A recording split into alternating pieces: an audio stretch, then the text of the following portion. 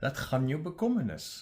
Soms is die grootste geloofsdaad wat ons kan doen, nie om vas te hou nie, maar om te laat gaan. Nou daarmee bedoel ek nie dat jy vir God moet laat gaan nie.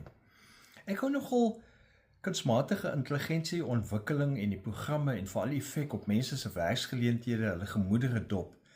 Saam met dit en die ekonomiese onsekerheid wat onder andere deur die oorlog in die Midde-Ooste veroorsaak word, voel dit soms asof ons op 'n glybaan sonder remme is. Ons kan nie regtig die aandelemark beheer nie. Ons kan nie regtig die roetes of die verkeer op die nasionale roetes verander as ons verkeersskoene op vassit nie. Ons kan nie eens ons eie kind se droom namens hom of haar leef nie.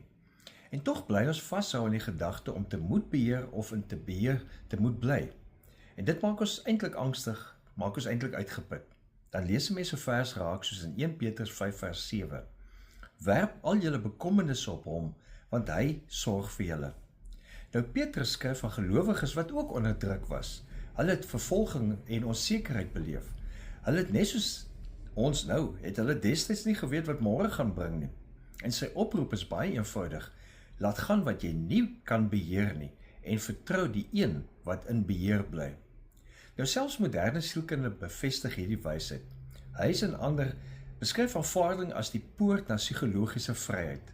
Dis nie passiewe oorgawe nie, maar aktiewe erkenning van wat jy nie kan verander nie, sodat jy kan leef volgens dit wat regtig saak maak.